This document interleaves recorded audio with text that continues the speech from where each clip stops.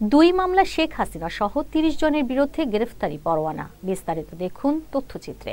বিগত আওয়ামী লীগ শাসনামলে সংঘটিত সকল গুমের অভিযোগ আমলে নিয়ে শেখ হাসিনা সহ বিভিন্ন বাহিনীর শীর্ষ কর্তাদের বিরুদ্ধে গ্রেফতারি পরোয়ানা জারি করেছেন ট্রাইব্যুনাল। বুধবার ৮ অক্টোবর আন্তর্জাতিক অপরাধ ট্রাইব্যুনাল ১-এ পরোয়ানা জারি করেন।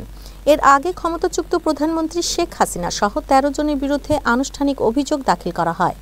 এই আনুষ্ঠানিক অভিযোগ আমলে নিয়েছেন ট্রাইব্যুনাল। এদিন গুমের অভিযোগে দুটি ফরমাল চার্জ দাখিল হয়েছে। একটিতে গুমের ঘটনায় আসামি শেখ হাসিনা ও তারেক সিদ্দিকী সহ ১৭ জনের বিরুদ্ধে ৫টি অভিযোগ আনা হয়েছে। অন্যটিতে গুমের ঘটনায় আসামি শেখ হাসিনা ও তারেক সিদ্দিকী সহ ১৩ জনের বিরুদ্ধে ৫টি অভিযোগ আনা হয়েছে।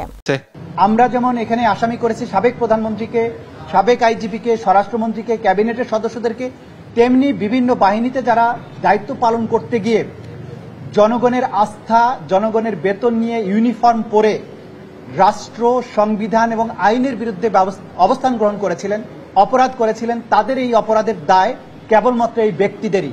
তাদের অপরাধের দায় রাষ্ট্র, সমাজ, প্রতিষ্ঠান, তাদের অর্গানাইজেশন বহন করবে না। এদিন সকালেই ট্রাইব্যুনালে আসেন গুমের শিকার ব্যক্তিরা।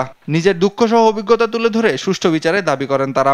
৭ মাস গুম ছিলাম, কিন্তু বিশ্বাস ছিল যে একদিন না একদিন বাংলাদেশের মাটিতে আমরা এটার বিচার পাবো, যে যারা আমাদের উপরে এই জুলুম করেছে তাদেরকে হয়তো আমরা কাঠগড়ায় দেখতে পাবো।